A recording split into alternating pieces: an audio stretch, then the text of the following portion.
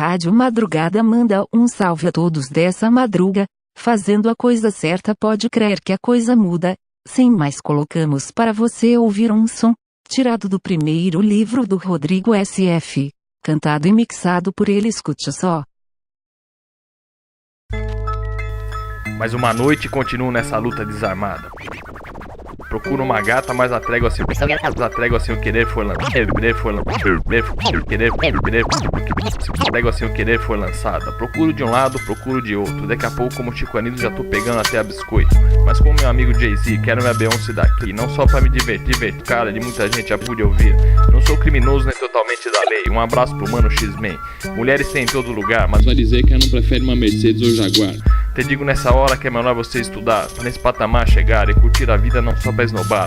Primeiros parceiros que já encontrei num desses bar e o plural deixar pra lá. Só disse isso pra você saber diferenciar do singular. Singular é como a vida de cada um, experiência vivida igual não tem nenhum. E não se esquece da primeira barrigada no Tigum, daquela vez que escapou um pum.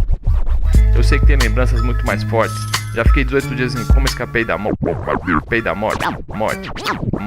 Agora vamos falar mais sério. Não quero ninguém no pro jazz num cemitério. Cuide da parceria e nem se ligue no adultério. Gente que mata por amor, ódio, maldade e rancor. Prefiro uma vida bonita regada a perfume de flor. Cadê minhas minas? Quero de volta, por favor. Vou esperar com minha boa conduta, mas deixa escapar, elas são umas filha da puta. Que mudam de cara, troca até de peruca. Com peito de plástico se armam pra luta. Sou de nessa cidade, dou valor pra originalidade. Esse é o rap da malandragem, a maior malandragem do mundo é viver. Como disse Rizé, eu não posso esquecer. Um salve pros manos, sou da firma, pode crer. R